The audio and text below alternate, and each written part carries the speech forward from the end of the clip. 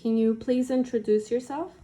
Sure, I'm Anna. I am Maria's sister, and I am a carrier of Duchenne muscular dystrophy.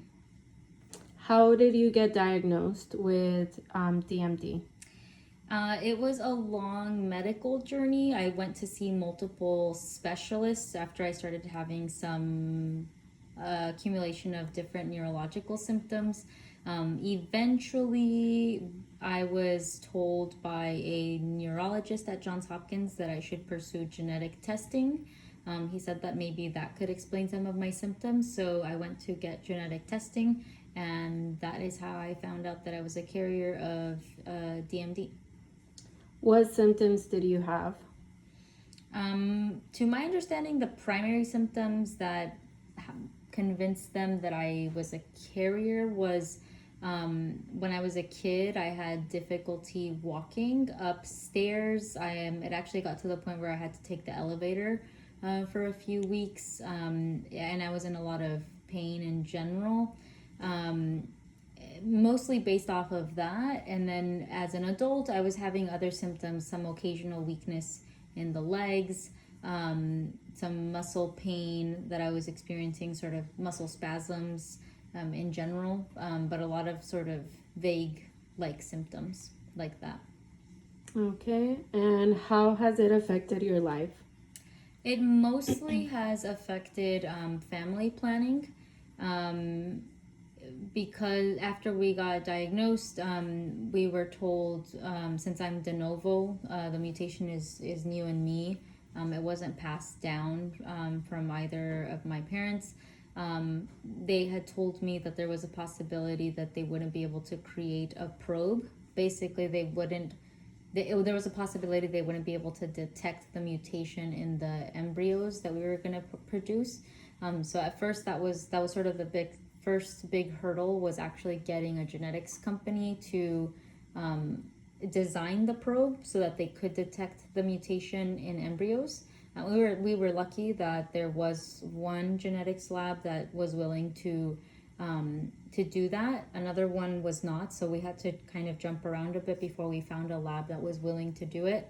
And then after that, we went through the process of IVF. To be able to test for the mutation specifically so that we wouldn't pass it on to our kids. So it was mostly in terms of family planning. I have very, very, very mild hip weakness, which is seen sometimes in carriers. And I currently don't have any heart problems, but that's something that can happen in the long term. But for the moment, it's mostly impacted family planning.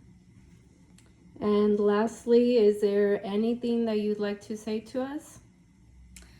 I will say that one thing that was interesting about this experience is that when I was first diagnosed, I was told that I was the only person in known history to have this specific mutation.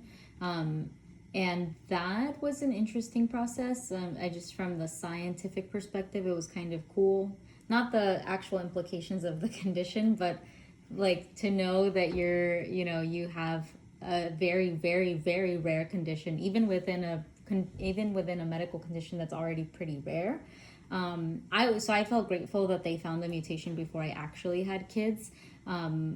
Fortunately, we were planning on holding off anyway, but to have found out that I had the mutation before we had kids was honestly something I felt grateful for. So it was a mix of emotions. There's kind of the cool scientific part. There's the feeling grateful that I found out before I had kids, and then there's obviously then all the sort of anxiety that sometimes comes with the fact that with some carriers, you do have progressive muscle weakness. More specifically, the heart is the biggest concern. So I think it's important for people to know that carriers can also have symptoms. It's something that I personally learned when I was going through this experience. I did not know prior to this that carriers of X-linked conditions could actually manifest symptoms. So this was all new to me. I think it's something that's important for people to know so that people get the proper treatment. Okay, well, thank you so much for sharing your story. Thanks.